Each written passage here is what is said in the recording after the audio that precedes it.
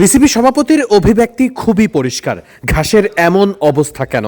এই ঘাসের এখানে ফিল্ডিং করা কি কঠিন কিনা সেটা নিজেই পরখ করে দেখতে একটা বল নিয়ে আসার ব্যবস্থা করলেন। তিনি নিজেই পরীক্ষা করে দেখবেন এখানে বল কি উঁচু নিচু হয় কিনা, ফিল্ডারের ফিল্ডিং করতে সমস্যা হয় কিনা, খেলার জন্য কতটুকু উপযুক্ত আছে আউটফিল্ডের এই জায়গাটা, সেটা দেখার জন্যই নিজেই তিনি বলটা গড়িয়ে দিয়ে দেখলেন বলটা কতটুকু বাউন্স করছে, ঠিক স্মুথলি যাচ্ছে কিনা। 72 ঘন্টা ময়েশ্চার লক সমৃদ্ধ লিলি বডি ওয়াশ, শিয়া বাটারের গুডনেস স্কিন রিপেয়ার করে রাখে সফট ও গ্লোয়িং। সিলেটের আউটফিল্ড অনেক সুন্দর, অনেক ভালো ক্রিকেটারদের কাছেও পছন্দনীয়, কিন্তু ঘাসের একটু রং বদলাতে দেখেই যেন মন ভরেনি বিসিবি সভাপতির। সবকিছু খুঁটিনাটি নিজেই যাচাই বাছাই করে দেখছিলেন। খালেদা জিয়ার মৃত্যুর কারণে আজকের ম্যাচ অনুষ্ঠিত হচ্ছে না, সেই দিনটাতেই যেন নিজের সবটুকু সময় ব্যবহার করার চেষ্টা করেছেন তিনি। কোথায় কতটুকু সমস্যা আছে, কতটুকু কি কাজ করতে হবে সেসব কিছু নিজেই ঘুরে ফিরে দেখেছেন। তার কাছে প্রশ্নও করা হয়েছে আউটফিল্ড সম্পর্কে। ও আচ্ছা, ওটা হচ্ছে যে গ্রাউন্ডের স্মুথনেস দেখছিলাম আর কি। কেমন দেখুন? ভালো, ভেরি নাইস। আরো ইমপ্রুভমেন্টের জায়গা আছে আর। হেমিং এর কাজে বুলবুল কতখানি স্যাটিসফাইড আপনি?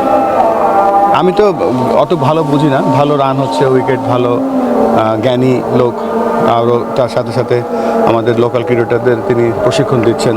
তো সোফার বড় প্রমাণ রেখেছেন তিনি।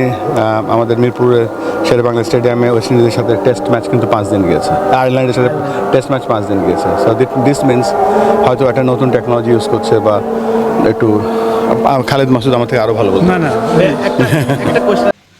সিলেটের স্থানীয় কিউরেটরকে সাথে নিয়েই ঘুরছিলেন, তার সামনেই বলেছেন আউটফিল্ডের ইমপ্রুভমেন্টের জায়গা আছে। কোনো কিছুই গোপন করেননি, বরং সামনাসামনি বলার চেষ্টা করেছেন। সিলেটের আউটফিল্ডে ঘাসের রূপ বদলাতে সময় লাগে না খুব একটা।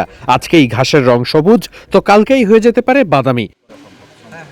টনি হেমিং কেমন কাজ করছেন, উইকেটের অবস্থা এখন আগের থেকে ভালো কিনা, সবকিছু নিয়েই টুকটাক আলাপ করেছেন বিসিবি সভাপতি, যেখানে সন্তুষ্টির প্রকাশের পাশাপাশি কিছুটা ইমপ্রুভমেন্টের তাগাদাও দিয়েছেন খুব স্বাভাবিকভাবেই। আউটফিল্ডের বিভিন্ন প্রকৃতি গঠন কেমন কি হচ্ছে তা যেন সরজমিনে নিজেই পরীক্ষা করে দেখলেন।